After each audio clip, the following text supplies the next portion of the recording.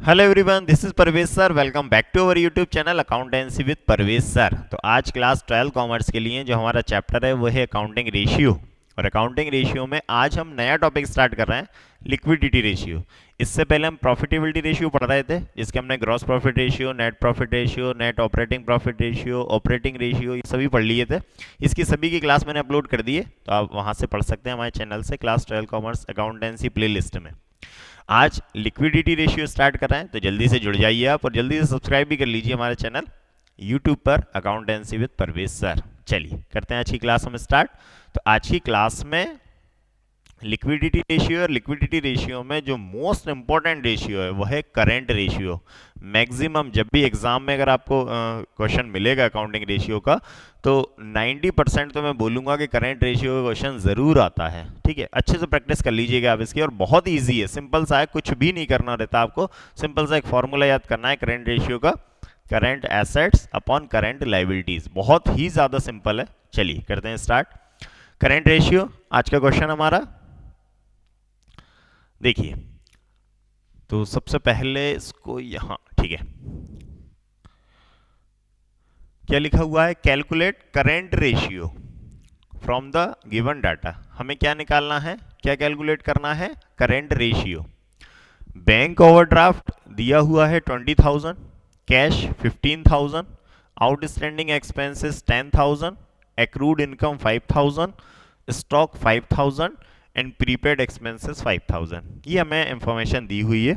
इससे हमें क्या करना है, हमें कैलकुलेट करना है करेंट रेशियो। तो करेंट रेशियो का सिंपल सा फॉर्मूला है current assets upon current liabilities.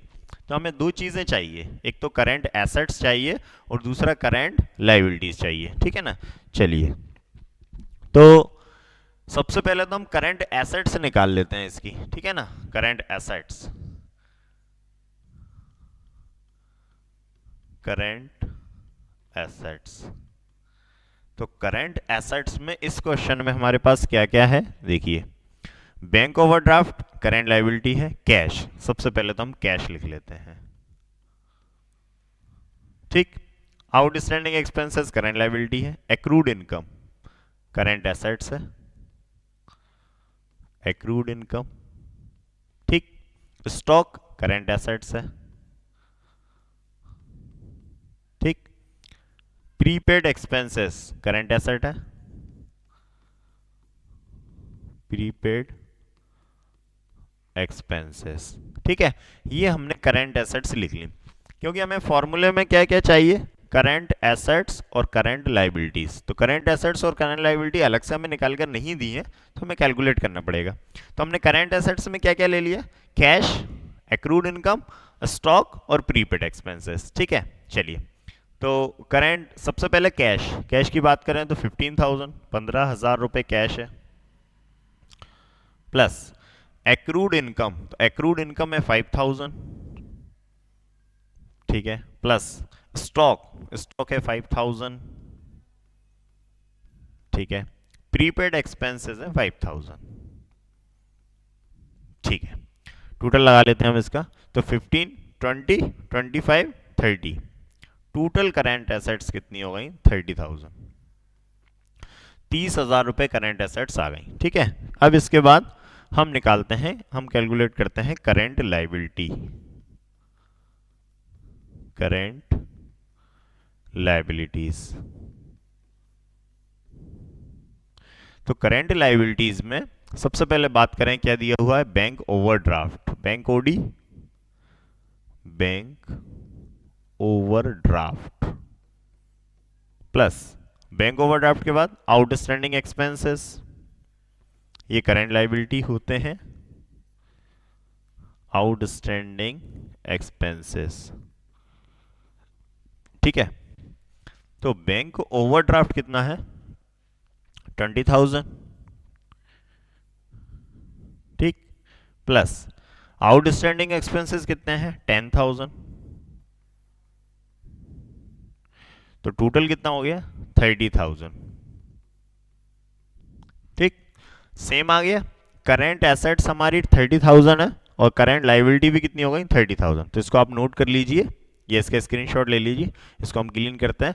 तो ये हमने दोनों चीज़ें कैलकुलेट कर ली, एक तो करंट एसेट्स और दूसरा करंट लाइबिलिटीज़। ठीक है, अब हम निकालते हैं, अब क्या कैलकुलेट करते हैं करंट रेशियो। इसको क्लीन करते हैं। चलिए, करंट रेशियो, करंट रेशियो का फॉर्मूला बहुत सिंपल है, आपको याद करना है। Current ratio equal current assets upon current liabilities.